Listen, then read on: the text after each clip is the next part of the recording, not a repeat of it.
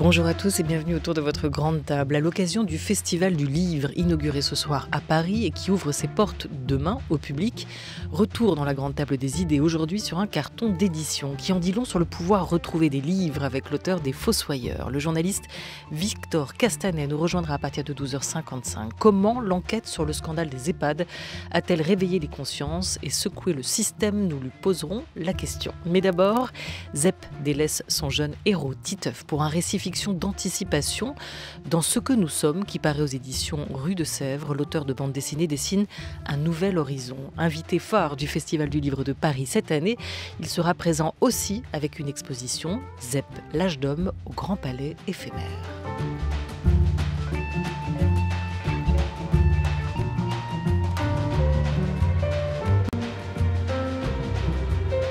France Culture, la grande table, Olivia Gesbert. Et bonjour Zep. Bonjour. Et comment il va Titeuf? Il va bien quand même? Il va bien, il va sur ses 30 ans. Oh là là. Ça fait tout drôle. Oui. Mais il n'a pas grandi. Bah non, c'est le privilège des personnages de bande dessinée, contrairement à leurs auteurs. Est-ce qu'il a mûri, contrairement à son auteur ou comme son auteur? Non, il mûrit pas tellement parce qu'il continue à être... Moi, j'ai besoin qu'il continue à avoir ce regard un peu ingénu, enfin, faussement ingénu, mais sur notre société, sur la société des adultes. Donc non, il apprend pas beaucoup de ses expériences passées.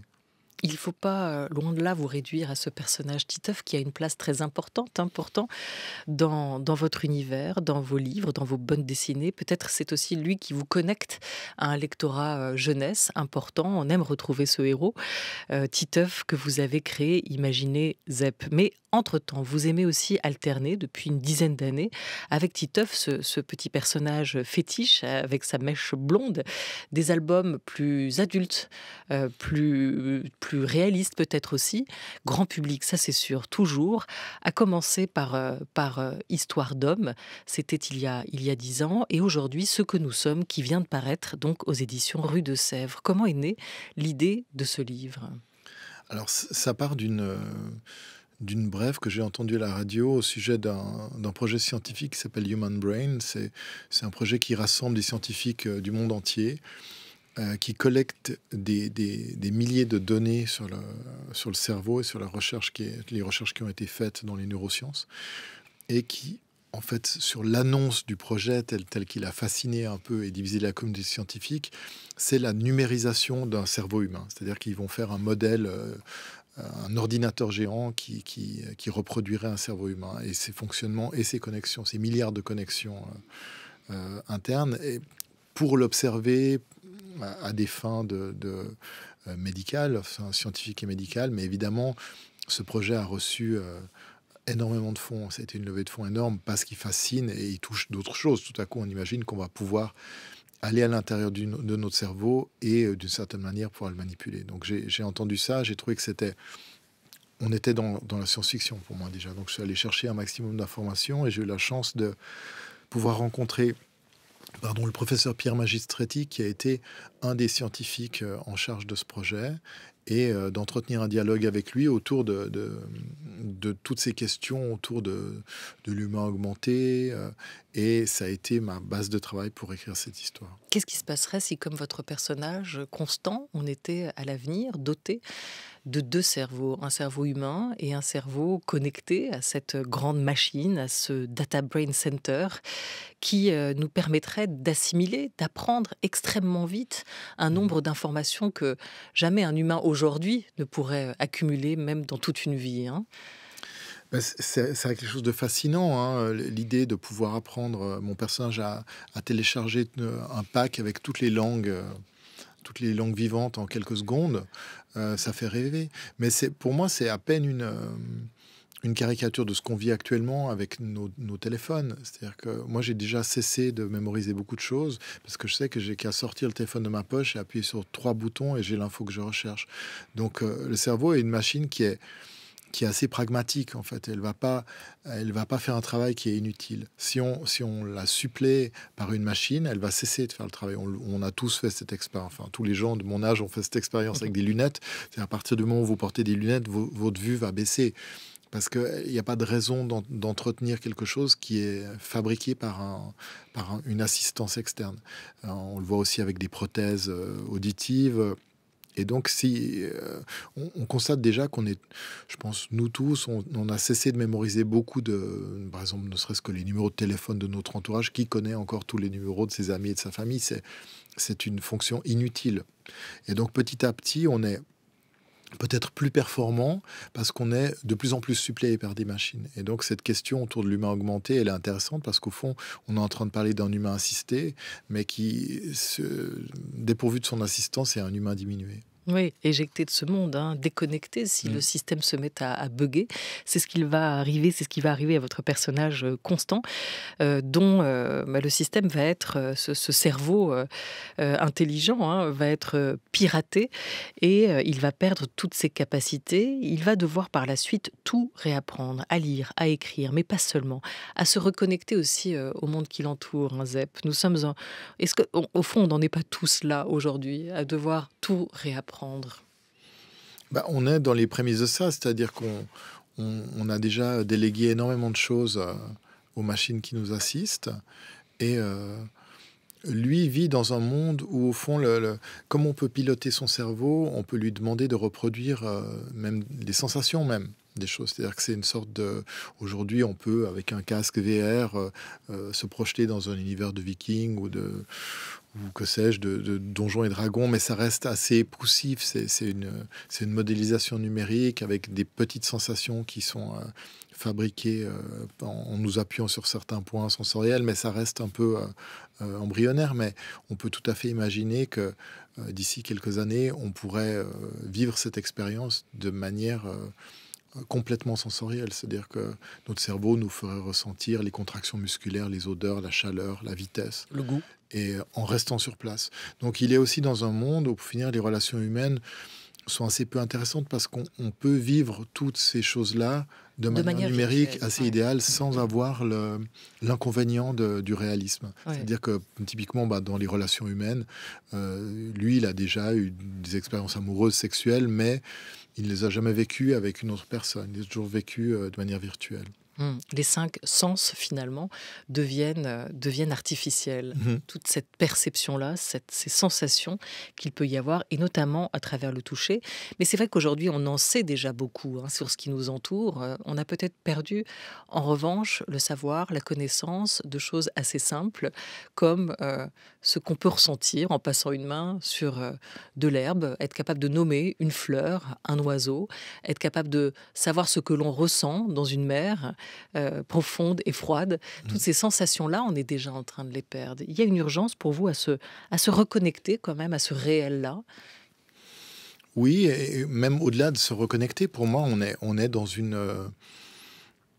on arrive dans un scénario de fin de civilisation. C'est-à-dire notre présence sur cette terre, le message qu'on entend quotidiennement, c'est qu'elle est nocive. On met en péril notre environnement, on sert de moins en moins à quelque chose. On ne peut plus justifier notre présence par le fait qu'on accomplit des choses. On est de plus en plus remplacé par des machines. On peut imaginer que dans quelques décennies, il y aura assez peu de travail. Donc, ce que nous propose ce scénario dans lequel on est, c'est de plus en plus nous offrir du divertissement pour nous occuper. Qu'est-ce qu'on va faire de nous, en fait, dans les décennies qui viennent? Donc, on nous propose le métaverse, on nous propose de plus en plus d'activités virtuelles pour passer le temps. Mais moi, je trouve que c'est pas très ambitieux comme scénario humain. On a probablement autre chose à jouer. On n'est pas là uniquement... en fait, ce scénario qui était de nous mettre à part, que les humains étaient l'espèce d'espèce supérieure aux autres, qui vivait à part de tout le reste du vivant. On a développé énormément de facultés, et il y en a d'autres qu'on n'a pas du tout développées, parce qu'on n'en avait pas besoin. Mais on voit, par exemple, dans des expériences qu'on a pu vivre de catastrophes, par exemple de volcans, d'éruptions volcaniques ou de tsunamis, tout le vivant sait que ces choses vont arriver. Nous, on est les seuls qui n'avons pas cette faculté-là, parce qu'on n'a pas eu besoin de développer ça. Peut-être qu'on a autre chose à faire. Peut-être qu'on a un autre scénario d'humanité à trouver. Et moi, j'ai envie de croire, oui, qu'il y en a un autre, que c'est pas que l'avenir, c'est pas uniquement d'être dans un métaverse et de jouer à GTA toute la journée. On a probablement d'autres capacités. Mais vous n'êtes pas devenu totalement rabat-joie, vous n'êtes pas en train de blâmer le divertissement pour autant. La bande dessinée, il y a aussi à travers elle une part de divertissement. Ça veut dire qu'il y a le Bien bon sûr. et le mauvais pour vous, Zep, aujourd'hui? C'est pas, je diabolise pas la technologie parce que je la trouve fascinante. Mais c'est juste que la finalité de cette technologie, C'est elle qu'on n'interroge pas. voilà, Ouais. il faut l'interroger. Pour Mm. moi, elle est fascinante en tant qu'auteur de fiction, parce qu'un auteur de fiction va toujours trouver fascinant de voir quelque chose qui va dans le mur. Mais en tant qu'humain, je trouve qu'on a un besoin urgent de l'interroger, de savoir vers quoi on veut aller et qu'est-ce qui reste de nous au fond. Qu'est-ce qui fait de nous des êtres humains? C'est quoi notre spécificité? C'est d'être... enfin voilà, on vit dans une hyper-technologie Mais vous ne que répondez personne... pas. Vous ne répondez pas d'ailleurs dans cette Non, bande parce que dessinée. j'ai Vous y pas de réfléchissez. réponse. Ouais, ouais. Si j'avais une réponse, ce serait formidable, mais je sais pas, je Ouais. serais peut-être un leader politique ou je serais pas un auteur de fiction. Mais on maîtrise pas du tout le monde dans lequel on est. Moi, si on me retire mon téléphone et qu'on me lâche dans la forêt, mon espérance de vie, elle est très très courte. Je sais même pas différencier quelque chose de toxique de quelque chose qui est sain à manger. Donc, je pense on a une illusion d'être une espèce très évoluée, mais au fond, on l'est parce qu'on on met à notre service énormément de choses, une hyper technologie, mais au fond, nous-mêmes, on a assez peu évolué ces derniers millénaires. Mm. Et vous semblez quand même penser, Zep, qu'on a une place particulière sur cette terre, un rôle dans tout ça, comme le dit votre personnage. Ce que nous sommes, c'est le titre de la bande dessinée de cet album qui paraît édition Rue de Sèvres, mais qui aurait pu simplement s'appeler Qui sommes-nous ou Que sommes-nous en fait. Vous fonctionnez comme scénariste, comme auteur de bande dessinée, toujours par hypothèse. En tout cas, c'est le cas pour celle-ci. Vous n'avez pas de certitude, vous avancez dans votre scénario, dans votre récit par hypothèse. Exactement, ouais. Pour moi, c'est le rôle de la fiction, c'est d'ouvrir d'ouvrir des possibles et de dire tiens, si on allait là, qu'est-ce qui se passait? On pousse des curseurs, au fond, on n'invente jamais complètement une histoire. On prend une histoire actuelle et puis on amplifie certains aspects. Et le genre de la science-fiction, c'est un genre qui est moi j'aime beaucoup parce qu'en fait, on a l'impression qu'on nous raconte notre futur. On nous raconte un futur possible. Et ça permet d'ouvrir des questions sur des sujets qui sont importants et auxquels on n'aurait peut-être pas réfléchi parce qu'on ne va pas aller écouter des neuroscientifiques qui nous parlent de leurs travaux. Ce sont des sujets qui, pour finir, sont assez peu accessibles pour le grand public. Par contre, je sais pas, tout le monde s'est posé des questions éthiques autour du clonage parce qu'on a vu Blade Runner ou de quelle manière on va se nourrir et occuper la Terre après un film comme Soleil Vert. Je pense que voilà, c'est science-fiction. Elle a le rôle d'amener ces questions éthiques au grand public. Et vous êtes quand même pourtant entouré d'un conseiller, d'un neuroscientifique. Pourquoi? Pour ne pas dire de bêtises, pour tester vos hypothèses et concevoir aussi, à partir de ce blue brain que vous évoquiez, ce centre particulier auquel Constant, votre personnage, est connecté. Oui, alors j'ai besoin de confronter mon scénario à un scientifique, pas tellement pour faire un ouvrage scientifique, c'est pas mon propos, mais ça reste une fable. Mais j'ai envie que cette fable, elle colle au plus près de... Qu'elle soit scientifiquement correcte. Qu'elle soit scientifiquement crédible. Voilà. Après, pour des scientifiques, elle ne l'est pas évidemment, mais je suis allé interviewer Pierre Magistretti et on a entretenu un dialogue comme ça tout au long de l'album. Et ce qui est aussi intéressant, c'est que lui va m'amener des éléments qui sont au-delà de ce que j'aurais osé mettre dans mon album. Parce que oui, la réalité scientifique, elle dépasse la science-fiction souvent. Quelle place pour les artistes dans le futur, ou plutôt dans le présent? Quelle place pour les artistes pour imaginer le futur? On va écouter les mots d'Enki Bilal, l'auteur de la trilogie Nicopole et plus récemment de la trilogie Bug, dont le 3e tome vient de paraître. On écoute Enki Bilal en 2018. Le regard devant, prospectif, est pour moi le moteur de ma création. Je dirais que c'est une façon de... je suis un journaliste dévoyé, je veux dire, je prends ma liberté là où celle du journaliste s'arrête parce qu'il est obligé de se dire, voilà, ça, il faut que je vérifie les faits, etc. Il faut que j'étaye et ensuite que je fasse mon compte-rendu. L'artiste, lui, il peut se dire, je vais au-delà et j'ose imaginer que ça peut arriver. Quand je défriche visuellement, quand je dessine sur ces thématiques-là, ou quand je me pose ces thématiques-là, je me pose aussi en même temps la question de l'humain. Qu'est-ce qu'on va devenir? Évidemment, je me demande, est-ce qu'on ne joue pas avec le feu? Ben oui, on joue avec le feu, c'est une évidence. Chacune des inventions de l'homme a toujours produit son côté négatif, ce côté sombre. Et le transhumanisme, c'est exactement la même chose. Quand la limite va s'arrêter, comment les choses vont virer, est-ce que certains ne vont pas en profiter pour, ou est-ce que simplement on ne va pas aller tellement loin que la machine viendra nous dire « attention, c'est à mon tour de prendre le pouvoir ». Vous voyez comment, au fond, l'avenir, Zep? Vous refusez de le voir tout en noir? Oui, moi je suis assez optimiste, hein, même si je raconte des histoires qui ne le sont pas forcément, mais il y a toujours une part d'optimisme. Pour moi, on est en train de chercher quelque chose. On est en train de chercher sur l'album précédent qui parlait de la forêt, qui s'appelait The End. J'avais travaillé avec le botaniste français Francis Allais. Qui prêtait ses traits d'ailleurs. Oui, qui prêtait ses traits à des personnages. Et lui, on avait ce dialogue autour de, au fond, la nature pourrait décider de se débarrasser de nous parce qu'on devient un élément qui non seulement est inutile, mais est pathogène, enfin, amène le chaos sur la Terre. Et moi, je disais, mais en même temps, on est toujours là. La nature ne nous a pas supprimés. Donc, ça veut dire qu'il y a une forme de bienveillance et d'espoir en l'humanité. Et lui disait, non, c'est juste parce qu'à l'échelle de la Terre, on est arrivé il y a 10 minutes. Donc, il n'y a pas encore eu cette décision-là. Il n'y a pas encore ce bilan-là. Mais c'est vrai, il ne faut pas oublier qu'on est la dernière espèce à être arrivée. Donc, on a fait des avancées technologiques énormes, mais en termes d'évolution pure de notre espèce, il ne s'est pas encore passé grand-chose. Donc on peut tout à fait avoir bon espoir dans l'espèce humaine. Ce qui est sûr, c'est qu'on a une faculté d'adaptation assez étonnante à ce qui arrive. Par contre, on n'a pas de capacité d'anticipation. C'est-à-dire que là, on a beau avoir un discours, les rapports du GIEC, énormément de choses qui sont dites par rapport à ce qui est en train de se passer. On n'arrive pas à réagir à ça. On réagira quand ce sera la catastrophe, mais on n'a pas la capacité, on n'arrive pas à le faire avant. Vous fonctionnez pour cet album, ce que nous sommes, par aplat de couleurs. Hein. Est-ce qu'elles ont toutes une signification pour vous? À partir du moment où vous introduisez de la couleur dans cette vision, ce monde, en noir et blanc, peut-être au départ du futur, est-ce que chaque couleur va trouver une signification?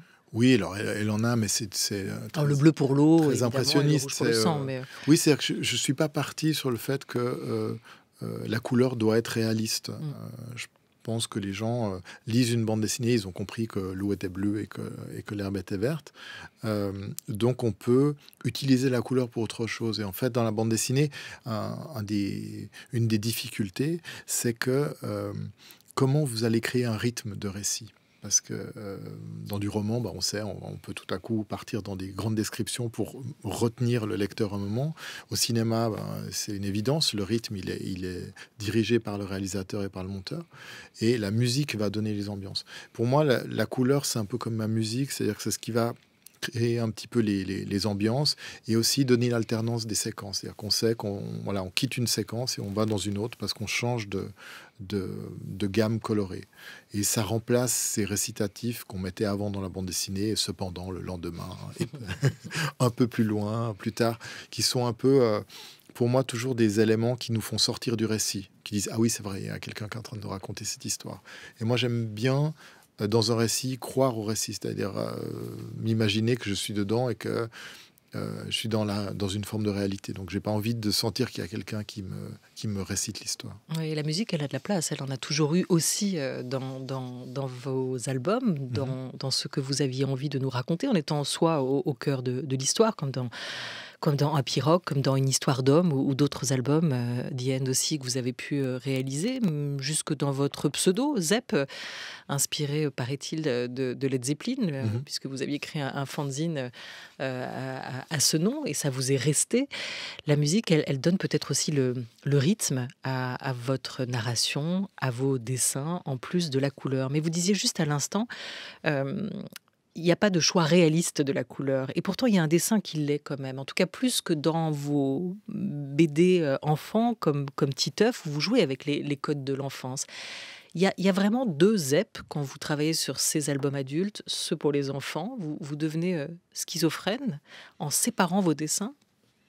Vous vous Non, dédoublez? j'ai pas l'impression d'être schizophrène. Il y a des thématiques que j'avais l'impression que dans Titeuf, je pouvais aborder toutes les thématiques que je voulais. Le fait d'avoir ce personnage euh, un peu candide, il pouvait poser des questions sur des sujets très graves ou faire des choses extrêmement potaches et légères.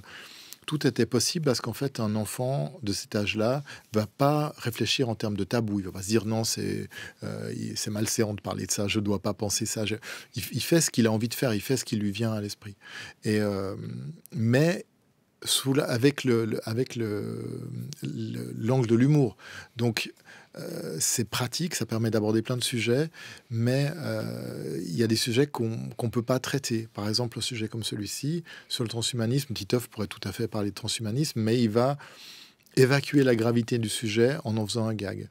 Et à un moment de ma vie, j'ai eu envie de raconter des histoires sans évacuer ça, en restant dans une forme de gravité autour des sujets. Et je voyais bien que ça marchait pas avec mon dessin humoristique, parce qu'on s'attend à ce que le personnage, c'est comme si vous faites jouer Louis de Funès dans un film de Claude Sauter, on s'attend à tout moment à ce qu'il fasse un gag, ça va pas marcher. Donc j'ai eu envie d'avoir une autre forme narrative, et j'avais ce dessin réaliste que je pratique depuis toujours, mais que j'ai toujours pratiqué sous forme de dessin d'observation. C'est-à-dire que je vais dehors, je dessine la nature, ou je vais dessiner des gens à qui je demande de poser pour moi, et j'ai gardé ça. Je vais garder ce truc, c'est-à-dire que sur ces albums, tout est dessiné en décor naturel. Même les villes futuristes, c'est des morceaux de villes des années 60 ou 70 que j'ai collés. Et les personnages, je demande à des gens de poser pour moi et de me prêter leurs traits et leur corps pour figurer la gestuelle, le jeu des personnages. Et donc, Constant a emprunté... Constant, c'est mon fils. les Et traits dans de Diane, votre c'était fils. son frère, son grand frère. Mhm. Donc souvent, c'est des gens proches. Ezel, qui est le personnage féminin, c'est Alizée, une amie qui est la chanteuse du groupe Alios, qui a posé pour ce personnage. Et j'adore cette manière de faire parce que justement, elle me pose pas des problèmes schizophréniques qu'il pourrait y avoir dans le dessin, où tout à coup je me dis, je dois changer de style. Le fait de dessiner, d'observation, change naturellement le geste. On va écouter l'auteur de la saga du transpersonnage que vous connaissez et qui, Jean-Marc Rochette, qui a aussi pour habitude d'aller se planter au milieu de la nature pour tenter de dessiner notamment ces montagnes. Quand j'essaye de dessiner des montagnes, j'essaye aussi de trouver ces espèces de forces qu'on a là dans les formes tectoniques, dans cette architecture. Ça, c'est ce qui m'a intéressé dans la montagne, à la dessiner. En tout cas, c'est cette espèce de puissance qui est dedans. Et en fait, les montagnes, c'est pas du tout un objet qui est mort. C'est un objet qui est vivant, qui bouge. Mais on a simplement, nous, on est trop lent dans notre vision. Comme on fonctionne sur 100 ans et que eux, la montagne fonctionne sur 1 million d'années. Mais si on avait l'œil à son rythme, on verrait qu'elle bouge sans arrêt, qu'elle se contracte, qu'elle respire, qu'elle s'écroule, qu'elle pousse. Et en fait, quand on dessine, j'essaie de donner un peu cette vie, de sentir cette vie qui est derrière cette apparence, ce côté statique, mais qui n'est qu'apparent. En fait, derrière, d'abord, on l'entend craquer sans arrêt. Alors, c'est des petits mouvements, mais des fois, c'est des gros mouvements. Par exemple, un exemple de grand mouvement, c'est qu'au Dru, il y a une voix qui avait été faite par Bonatti, et elle n'existe plus. C'est-à-dire que toute la paroi est descendue. Oui, c'est une sacrée difficulté de ne pas rendre mort des choses qui sont vivantes, qu'on souhaite dessiner. Comment mettre de la vie dans son dessin ? Je pense que, comme le dit Rochette, c'est vraiment c'est une affaire d'observation. C'est qu'il faut apprendre à observer. C'est pas forcément apprendre à dessiner, c'est apprendre à observer. Et ça devient presque une discipline de vie, c'est-à-dire que on ne doit pas arriver en disant ouais, ça je sais dessiner, parce que surtout en bande dessinée où c'est quelque chose où on reproduit des centaines de fois des images, donc on a tendance à attraper des automatismes qui font qu'on sait faire et puis on va dessiner toujours de la même manière, alors que on apprend beaucoup en observant, en fait, au-delà même de reproduire en dessin. Mais moi je pense que l'album Diane qui racontait cette forêt vivante, l'idée m'est venue, cette histoire elle m'est venue en dessinant les arbres, parce qu'à force d'observer des arbres, c'est devenu une évidence pour moi qu'ils étaient vivants et qu'ils m'observaient aussi. Et on retrouve ces thèmes qui sont récurrents, vous venez de l'évoquer avec The End et avec ce dernier album aussi, ce que nous sommes, la forêt, la montagne, la nature qui nous entoure, les sensations, le corps, hein, qui est aussi abordé de manière plus ludique avec Titeuf et la question de sa sexualité, le fameux guide du sexuel qui revient régulièrement et l'expo éponyme que vous aviez imaginé. Et puis la mémoire, elle est là, celle d'hier, celle du futur aussi avec ce que nous sommes, cet album-là. C'est votre concitoyen, le Suisse réalisateur Jean-Stéphane Bron, qui nous disait récemment, lui qui a réalisé les 5 nouvelles du cerveau sorties le mois dernier, il disait à ce micro sa fascination pour ce cerveau qu'on ne voit pas et qu'il faut d'ailleurs imaginer, hein, plus qu'observer.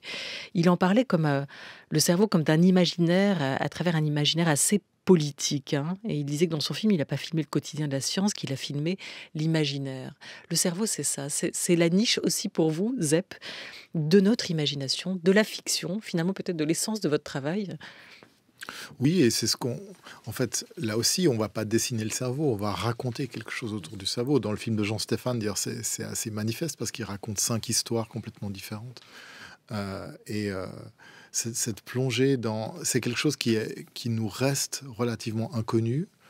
Et de l'approcher par le dessin, pour moi, c'était une manière de tenter de comprendre comment on invente les choses, comment on fonctionne. Il y a énormément d'idées reçues autour du cerveau qui ont été apportées par la science-fiction, qui sont souvent assez fausses, hein. Par exemple, cette idée qu'on utilise 10% de notre cerveau et que si on trouvait la drogue ou la chose qui permettait on serait un humain décuplé. Non, notre cerveau, il fonctionne en entier.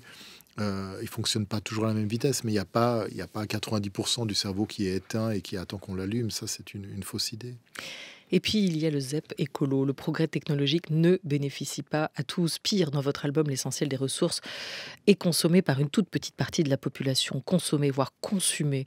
Vous posez aussi, hein, à travers cet album, la question du partage, l'équilibre qui devrait se poser aussi à nous aujourd'hui. On n'a pas le temps de l'aborder, cette question, mais en un mot, je voulais vous demander, Zep, puisque vous allez vous rendre au Festival du Livre à Paris, comment va la BD aujourd'hui ? Pas trop mal ? Pas trop mal. Moi, je trouve qu'elle, créativement, elle est ultra intéressante. Elle s'est démultipliée peut-être ces 20 dernières années. Énormément. Le métissage aussi a apporté beaucoup. C'est-à-dire que les lecteurs, les auteurs qui ont aujourd'hui 30 ans ont grandi en lisant de la bande dessinée européenne, américaine, asiatique, beaucoup de mangas. Donc, ils ont fait la synthèse de tout ça. Et donc, ils ont une autre manière de raconter les histoires que nous, qui avons grandi en lisant surtout de la bande dessinée franco-belge. Donc, c'est vachement intéressant. Après, ça s'est tellement démultiplié, et le nombre d'albums s'est tellement démultiplié aussi, que ça a fait baisser les ventes, et beaucoup d'auteurs vivent d'une certaine précarité. Ça, c'est l'aspect négatif, mais créativement, j'ai l'impression que ça n'a jamais été aussi fort qu'aujourd'hui. Pour ne pas devenir des humains simplement augmentés, ce qui serait déjà beaucoup, mais surtout pas devenir des humains totalement assistés. Ce que nous sommes, c'est le titre de ce nouvel album signé Zep qui paraît aux éditions Rue de Sèvres. On vous retrouvera donc à l'honneur du Festival du Livre inauguré ce soir à Paris. Zep, merci beaucoup d'avoir été avec nous. Merci à vous. Merci.